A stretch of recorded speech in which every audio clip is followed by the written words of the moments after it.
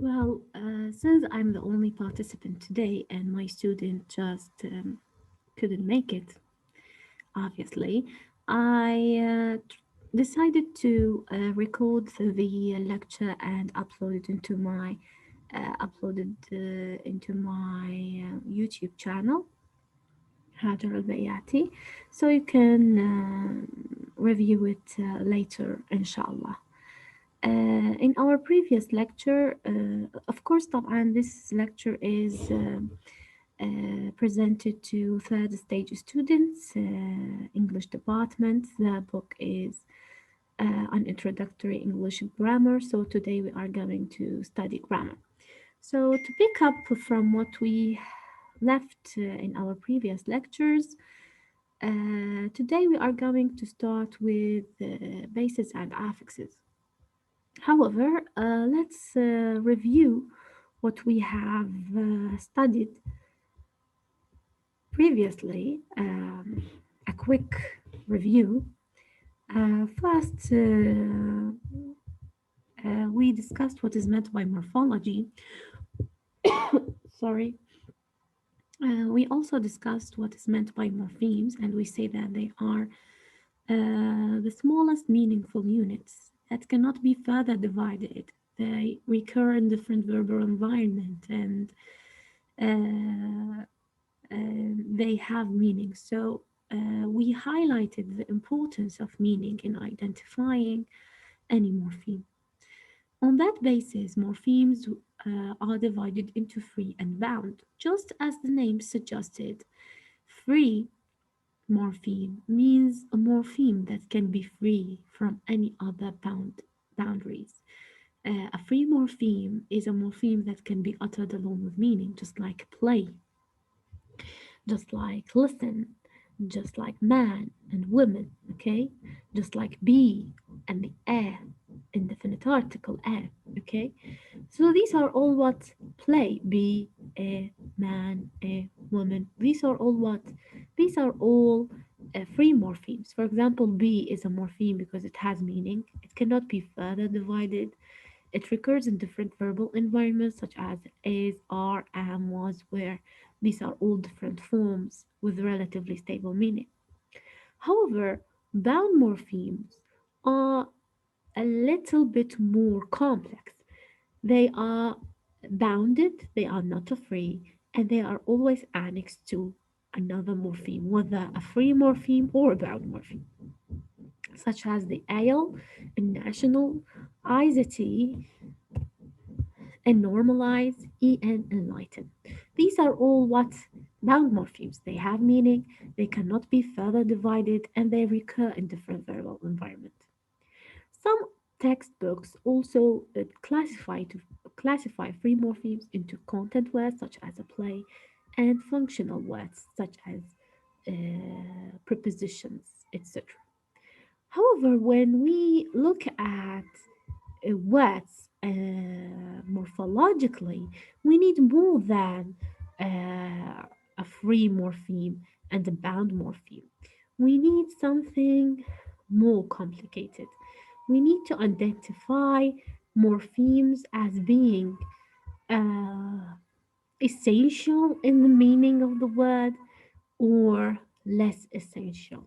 For example, here in the word womanly, womanly, two morphemes, ly and women. However, one of these two morphemes carry the principal meaning. One of these morphemes is the core of the word, is the cornerstone of the word. Which one would you say? Is it women or the ally? Of course, the morpheme with the highest meaning, with the more powerful meaning, هو راح يكون البيس القاعدة, just as the cornerstone. So women here is the base. What is left? What is left is what an affix. In our previous lecture, we have discussed what is meant by bases. We also clarified the types of bases being free bases and bound bases. We also discussed a number of examples and etc. So today our main concern is on affix.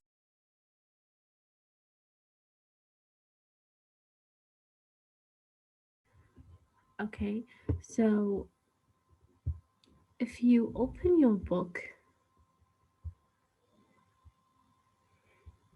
on page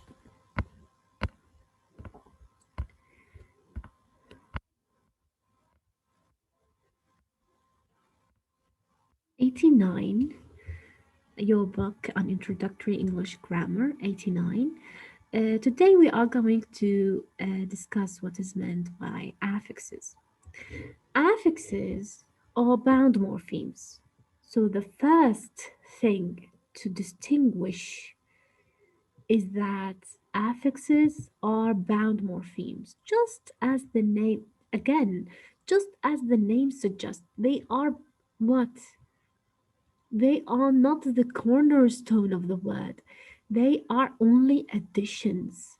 They have additional meaning to add to the word. So they are what? Bound morphemes that occur before or within or after a base. So after identifying any base بعد التعرف على أي base, we are going to see whether it is preceded by a morpheme, followed by a morpheme, whether it a morpheme is inserted within it. So these additional morphemes are called affixes. These additional morphemes are called affixes. For example, here, the word meanings. There are three morphemes in this word: mean, ing, and the s, plural s, meaning. Sorry, uh, mean, which is the base morpheme, ing, which is a bound morpheme, and the s. These bound morphemes, the ing and the s, are what? Are affixes. They occur, or sorry, occur after the base. They occur after the base. Those affixes that occur after a base are called suffixes. ما بعد البيس أنا شنو أسميه؟ suffix. Suffix. Morphemes that are within the base are called infix. شوفوا هنا infix. Morphemes that precede the verb قبل sorry, not the verb, the base. Morphemes that precede the base are called prefix. Okay, so let's just head back into our paper. See, this is what two morphemes. Woman is the base morpheme. Ly is a bound morpheme. It occurs after a base. After a base. Then an ly is what? Is a suffix. Okay? Affixes are divided into prefixes, infixes, and suffixes. Okay? Let me bring this here. Prefixes, suffix, prefixes, infixes, and suffixes. شوفوا prefix. Prefix يعني before a base. Infix within a base. Suffix before, sorry, after a base. See? خلينا ناخذ هنا مثال على prefix. The prefixes such as, for example, pre,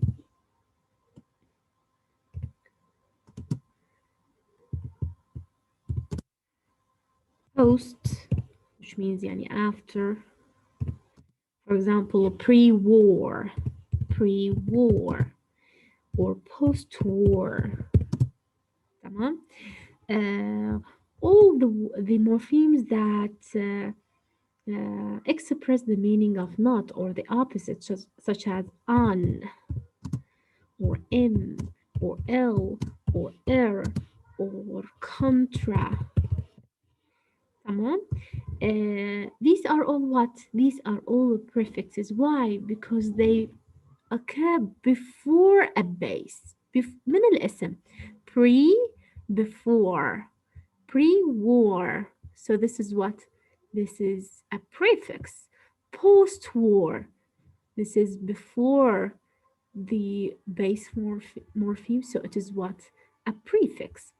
Infixes, however, they are very rare in English and they are controversial. So many views upon infixes. They some question the existence in the language, others highly defend the existence of infixes. However, they are very rare in English. They occur in irregular plural forms and irregular past participle and past forms, such as, for example, goose. If we add a plural s to it, شنو راح يصير؟ geese. So here المورفيم وين صار before or after or within. المورفيم هنا صار within the base morpheme. Yes, okay. Your book also gives us several examples regarding infixes such as reliable. Here, the on, which is omitted, is an infix, rely on able. Getable is also at, is an infix, etc. However, they are very limited again and very rare. Bases or suffixes with bases. Suffixes are very numerous. They are bound morphemes that occur after occur after a base. Okay, but your book also says that they can pile up. What does this mean? What does this mean? What they can pile up? Okay, they can pile up. This means that, for example, the word norm, normalize, normalizers. Let's examine this word, normalizers. How many morphemes are there? Here, norm is the base morpheme. Let us make it yellow. Norm is the base morpheme. Of course, you have heard of L and you have come across it, right? So it is what? It is a morpheme. It is a bound morpheme that comes just after the base. IZE is also a bound morpheme that changes an adjective into a verb, such as normalize, characterize, socialize, etc. So this is what? This is a bound morpheme that occurs after a base. The ER also, طبعا ER is E is omitted now for writing needs or requirements. Here, ER, which makes this verb a noun, is also a bound morpheme that occurs just after a base. And also we have what? The yes. Finally, we have the yes, which is also a bound morpheme that occurs. So suffixes can pile up. They can come one after another up to 4. تقريبا عندنا الماكسيموم هو 4 normalizers. تمام؟ normalizers. Um, these are all what? Suffixes, because they occur in after the suffix. In our next lecture, inshallah, I will discuss the types of these suffixes, because here we have two types. Al, Ize, and are very different from the yes. Each type has its own characteristics and criteria. Inshallah, hopefully, we are going to have the opportunity to highlight and discuss these two types of suffixes. Thank you so much for listening, and I hope the lecture was beneficial and easy to grasp. See you next week, inshallah.